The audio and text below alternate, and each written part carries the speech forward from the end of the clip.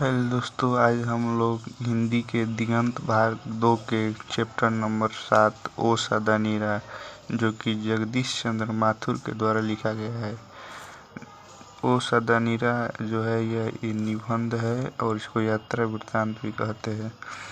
ओ सदा नीरा को जगदीश चंद्र माथुर ने लिखा था, जो कि वो सदा नीरा है वो बोलते क्षण से लिया गया है। आइए इसके बारे में पढ़ते हैं। वो सदा नीरा के क्वेश्चन आंसर के बारे में हम लोग आज पढ़ेंगे। सबसे पहला क्वेश्चन है, चंपारण क्षेत्र में बाढ़ की प्रचंडता के बढ़ने का क्या कारण है? जो चंपारण में बाढ़ आई थी उसके बढ़ने की प्रचंडता का क्या कारण है? तो इसका उत्तर लिखेंगे, चंपारण क्षेत्र में बाढ़ का प्रमुख कारण जंगलों का कटना है। जंगल के वृक्ष जल राशि को अपनी जड़ों में थामे रहते हैं। वृक्ष नदी के धाराओं की गति को भी संतुलित करने का काम करते हैं। वन न हो तो तब नदियाँ प्रचंड रूप धारण कर लेती है। आज चंपारण में वृक्ष को काटकर कृषि युक्त समस्त भूमि बना दी गई है। इसलिए चंपारण क्षेत्र में नदी में भयानक बाढ़ आते हैं। यानी कि चंपारण क्षेत्र का जो मुख्य कारण है बाढ़ का, वो लोग जंगलों को ज़्यादा से ज़्यादा काट रहे हैं। वहाँ नई नई फैक्ट्री घर बना रहे हैं, कृषि युक्त भूमि को बना रहे हैं जोत करके। और जो वृक्ष थे पहले, तो वृक्ष जो जंगल में थे चंपारण के, वो क्या करते थे, वो जल को अपने जड़ों में रोके रहते थे। अब वृक्ष न होने के कारण जल जो है वह जड़ में रुका नहीं रहता है। इसी के कारण चंपारण क्षेत्र में बाढ़ का कारण होता है। आइए दूसरा नंबर सवाल में देखते हैं। दूसरा नंबर सवाल कह रहा है, इतिहास की कीमियाई प्रक्रिया का क्या आशय है? तो लिखेंगे, इतिहास की कीमियाई प्रक्रिया का आशय है कि इतिहास में घटित घटनाओं और प्रक्रियाओं का विश्लेषण और अध्ययन करके उनमें से सीख लेकर वर्तमान और भविष्य के लिए उपयोगी निष्कर्ष निकाले जा सके। यह एक ऐसी प्रक्रिया है जिसमें ऐतिहासिक तथ्यों, घटनाओं और व्यक्तियों का अध्ययन करके उनमें से निष्कर्ष निकाले जाते हैं और जो वर्तमान और भविष्य के लिए उपयोगी है। यानी कि इतिहास की कीमियाई प्रक्रिया का मतलब है कि जो पूर्व की घटना घट चुकी है उससे हमें सीख लेना चाहिए। हमें जंगल को कम से कम काटना चाहिए। उस तथ्यों के आधार पर निष्कर्ष निकाले जाते हैं, वर्तमान और भविष्य के लिए उपयोगी होता है। और वर्तमान और भविष्य के लिए हम उपयोगी जो होगा उसको हम अपनाएंगे अपने जीवन में। तीसरा नंबर क्वेश्चन है, धांगड़ शब्द का अर्थ क्या है? धांगड़ एक आदिवासी प्रजाति है। धांगड़ शब्द का अर्थ ओराव भाषा में है भाड़े का मजदूर। धांगड़ एक आदिवासी जाति है जिससे 18वीं शताब्दी के अंत में नील की खेती के लिए सिलसिले में दक्षिण बिहार के छोटा नागपुर पठार के चंपारण के इलाके से लाया गया था। धांगड़ जाति आदिवासी जाति ओराव, मुंडा, लोहार इत्यादि के वंशज है, लेकिन वे अपने आप को आदिवासी नहीं मानते। जो ओराव शब्द है, ये है कि जो धांगड़ शब्द है वो इसका ओराव में भाषा में अर्थ होता है भाड़े का मजदूर। धांगड़ एक आदिवासी जाति है जिसे 18वीं शताब्दी में अंत में नील की खेती के लिए सिलसिले में दक्षिण बिहार के छोटा नागपुर पठार से लाया गया था। इस धांगड़ जाति को चंपारण के इलाके से लाया गया था। धांगड़ जाति आदिवासी जाति या ओराव, मुंडा और लोहार इत्यादि के वंशज है, लेकिन वो अपने आप को इनके वंशज नहीं मानते हैं।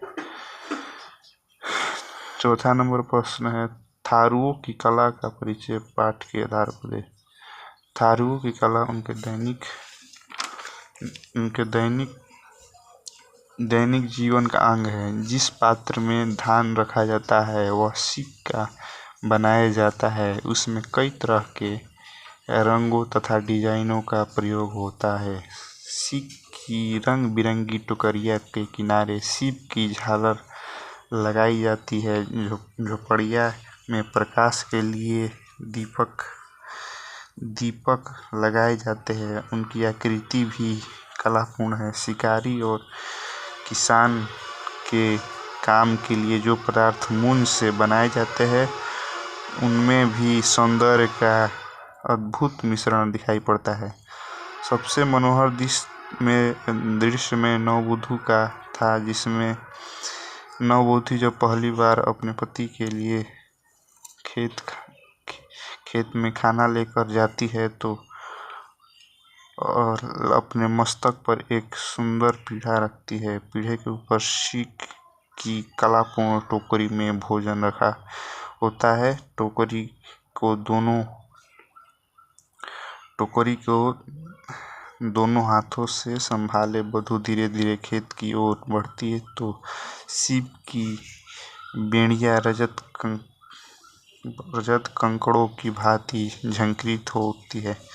यानी कि थारुओं की कला के परिचय में यहाँ दिया गया है कि थारुओं का जो कला है वो दैनिक जीवन के संबंध है। जिस पात्र में धान रखा जाता है वो सीक का वो थारू लोग बनाते हैं उस पात्र को। उसमें कई तरह के सीक के रंग बिरंगी टोकरिया के किनारे सीप के झालर लगाई जाती है। और सबसे जो आकर्षक दिखाई देता है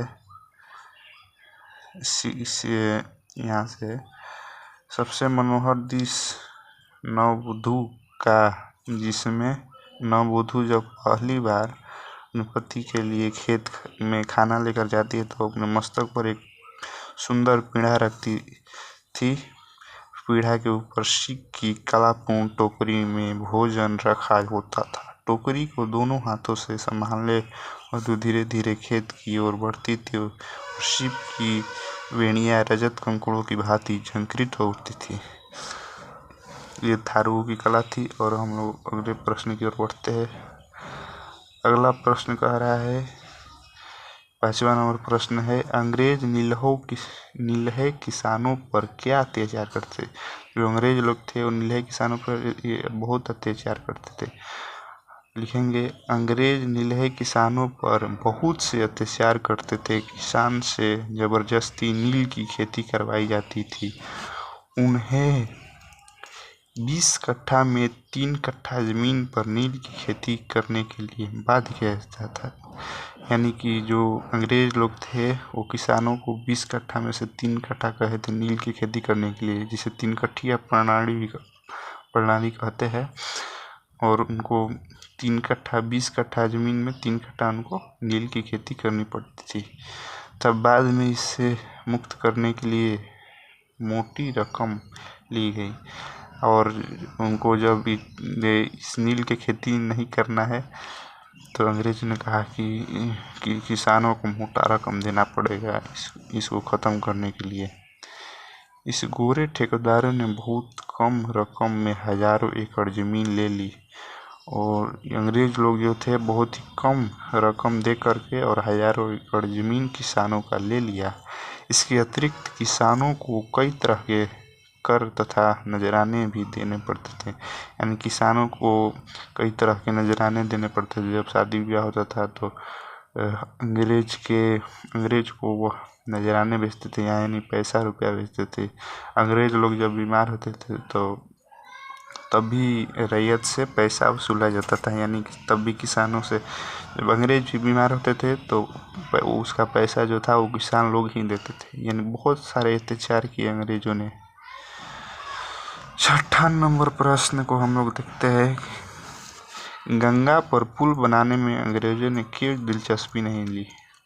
इसका उत्तर है, गंगा पर पुल बनाने में अंग्रेजों ने इसलिए दिलचस्पी नहीं ली ताकि दक्षिण बिहार के बागी विचारों का असर चंपारण के देर से पहुंचे। इस तरह चंपारण पर वर्षों तक ब्रिटिश साम्राज्य का छत्रछाया वाला शासन चलता रहा। यानी कि जो अंग्रेज लोग थे वो गंगा पर पुल भी नहीं बनाते थे, क्योंकि जो दक्षिण बिहार के जो लोग हैं उनकी जो विचार है, बागी विचार है, उसका चंपारण में देर से पहुँचे। इस तरह चंपारण में वर्षों तक गोरे अंग्रेज ब्रिटिश का साम्राज्य छत्रछाया वाला शासन चलता रहा। इस तरह वो लोग इस शासन को करते रहे, क्योंकि नाव से कितने लोग गंगा के पार कर और चंपारण में आएंगे। पुल होता तो आसानी होता, और पुल वो लोग बनाए नहीं। कितने चालाक थे देखिए अंग्रेज लोग। अगले हम लोग क्वेश्चन पढ़ते हैं। अगला क्वेश्चन कह रहा है, चंपारण में शिक्षा की व्यवस्था के लिए गांधी जी ने क्या किया।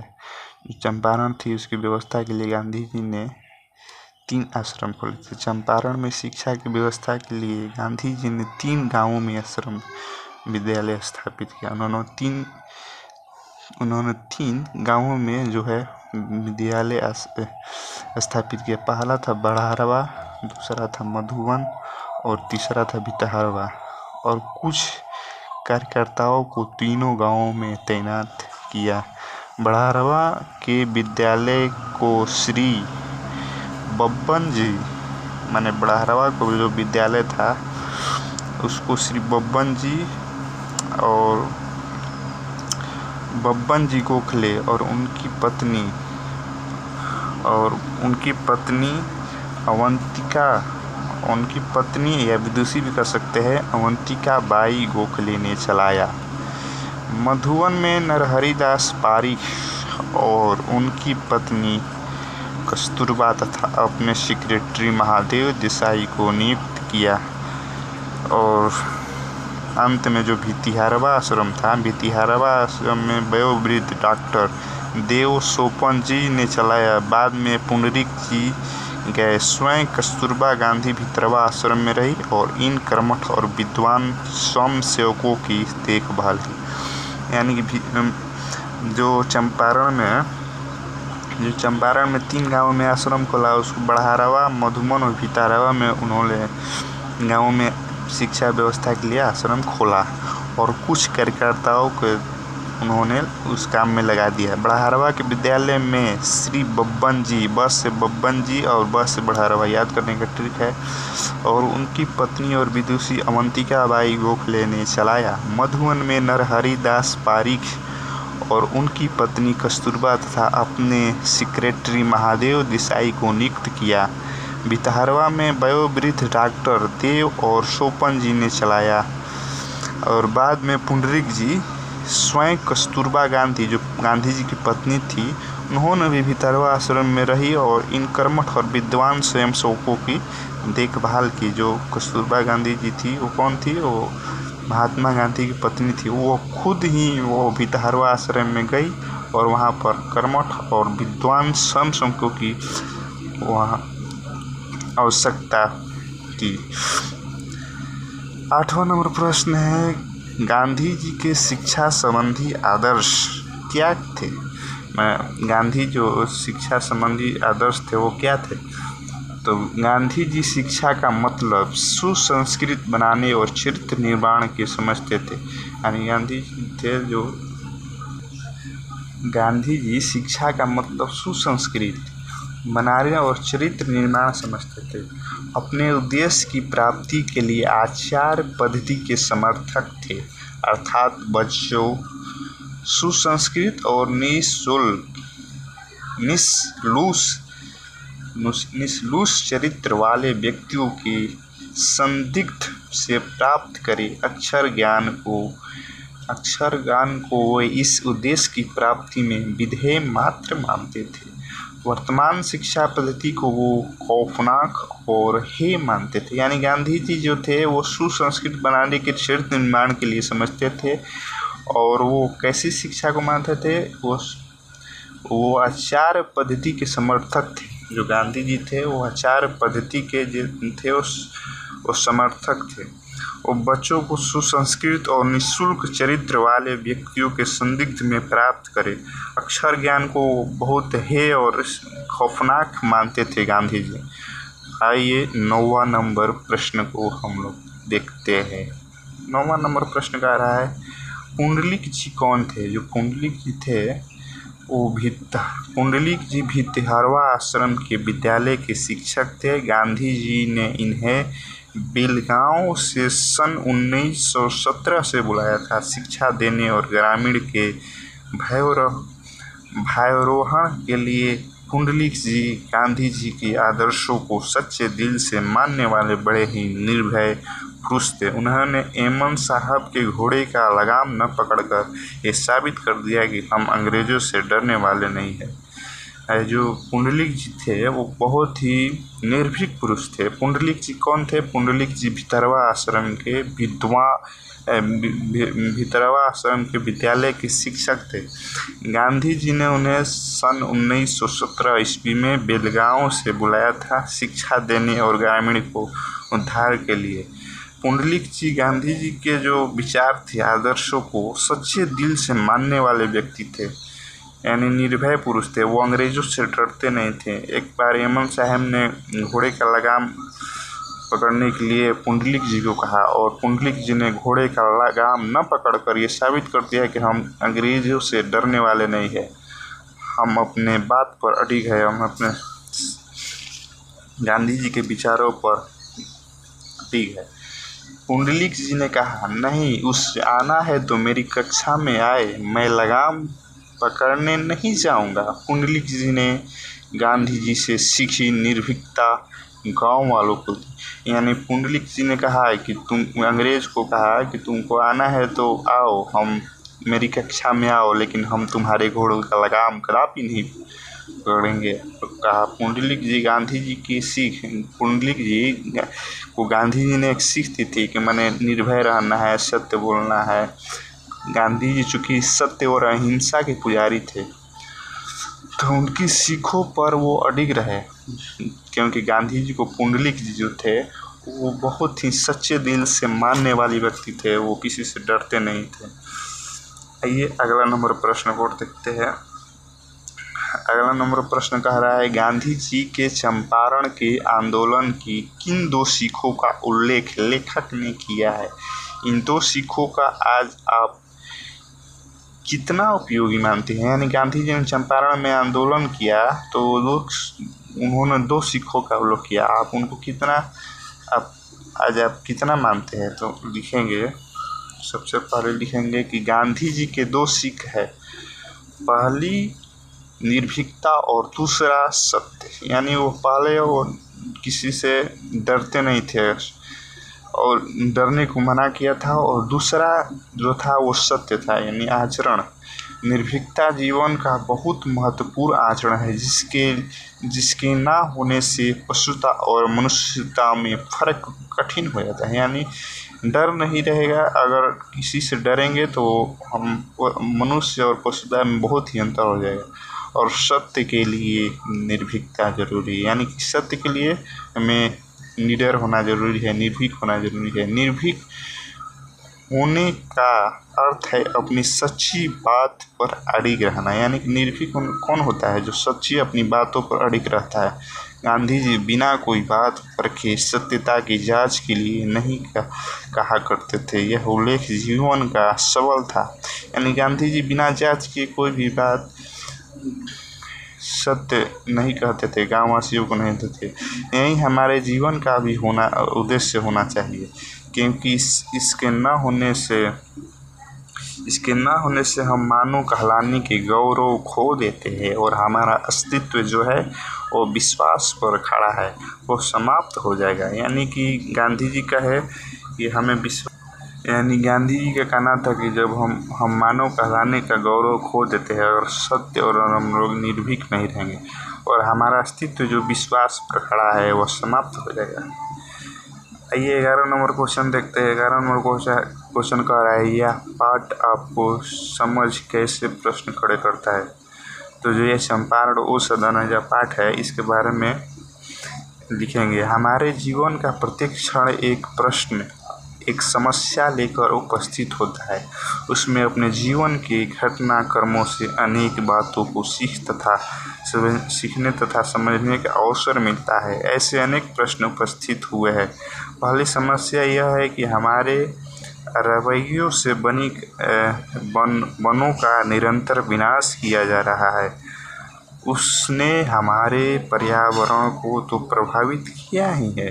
हमारी नदियों में वर्षा काल में अप्रत्याशित बाढ़ एवं तबाही का दृश्य दिखाई पड़ता है। इन समस्याओं से निदान हेतु वनों की कटाई पर तत्काल रोक, वृक्षारोपण करना होगा। यानी कहते हैं इस पाठ का यही सीख मिलती है कि उसने अपने जीवन के घटनाक्रमों को अनेक बातों को सीखने तथा समझने का अवसर मिलता है कि हम जो स्वार्थी जो मानव है वो वृक्ष को काटते जा रहे हैं अपने स्वार्थ के लिए, अपनी कृषि युक्त भूमि के लिए, अपनी इंडस्ट्री खोलने के लिए, ये वगैरह वगैरह काम करने के लिए। लेकिन वनों का कटना बहुत ही विनाशकारी होता है, क्योंकि जो वन है वो वृक्ष है, वो अपने जड़ों में पानी को समेट लेती है और जिससे वर्षा का काफ़ी हद तक खतरा टल जाता है। और वन ही नहीं रहेंगे तो हमारे नदियों में विनाशकारी जो है वो विनाशकारी बाढ़ आएगी और मानव तबाह हो जाएगा। देखिए अभी उत्तरकाशी में बहुत ही भयंकर तबाही बाढ़ का आया है। वहाँ पर बादल जो है वो फट गया और 40 सेकंड के अंदर ही अंदर पूरा गांव, पूरा जो उत्तरकाशी है वो तबाह हो गया। वहाँ पर लाशें बिखरी हुई है। यानी कहने का मतलब है कि जो पहाड़ों पर पेड़ लोग काट रहे हैं और वहाँ पर्यावरण को असुरक्षित मतलब कि असुरक्षित कर रहे हैं, उस पेड़ काटने में लगे हैं, तो इसका असर सीधा मानव पर पड़ेगा। तो यही हुआ है उत्तरकाशी में, जो बादल फटने से बहुत सारे लोगों की मृत्यु हो गई है। आइए अगला नंबर प्रश्न को देखते हैं। अगला नंबर प्रश्न जो कि हम नेक्स्ट क्लास में देखेंगे। और हमारे साथ बनने के लिए धन्यवाद। इसी तरह की वीडियो के लिए हमारे चैनल को सब्सक्राइब, लाइक, शेयर और कमेंट करें, ताकि हम अपने वीडियो को एक अच्छा मुकाम दे सके बनाने का, हमें भी मोटिवेशनल मिले। आप लोग का लाइक रहेगा, शेयर, सब्सक्राइब रहेगा, तभी हम आगे वीडियो बनाएंगे। धन्यवाद। जय हिंद, जय भारत, जय माँ सरस्वती।